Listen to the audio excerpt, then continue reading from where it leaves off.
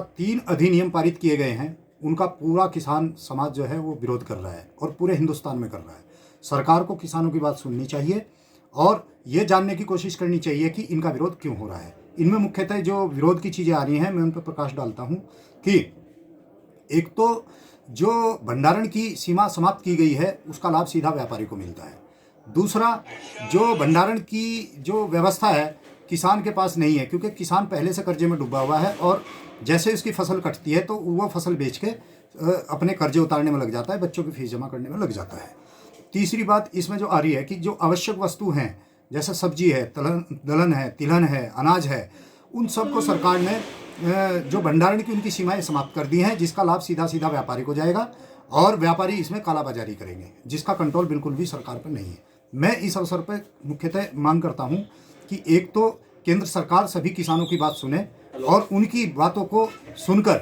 उस पर जो है एक एक्सपर्ट कमेटी बनाए और उस एक्सपर्ट कमेटी के आधार पर जो इन अधिनियमों में संशोधन करे। दूसरी मांग हमारी ये है कि जो आवश्यक वस्तु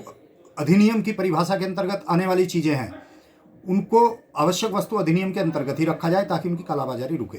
तीसरा हमारा ये कहना है कि जैसे एमएसपी है,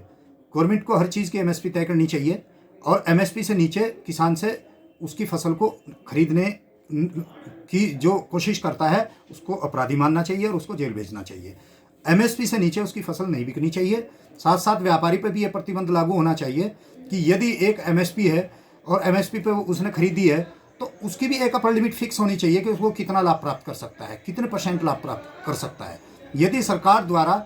इतने प्रतिशत तय किए गए प्रतिशत के आधार पर वो अधिकतम लाभ प्राप्त करने की कोशिश करेगा तो उसको भी अपराधी मानना चाहिए और उसको भी जेल भेजना चाहिए, क्योंकि मुख्यतः किसान की फसल को उचित दाम मिले, उसको उचित बाजार मिले और जो व्यक्ति कालाबाजारी करता है उसको सजा मिले। यही हमारी मांग है और हम इसी बात की मांग सरकार से करते हैं।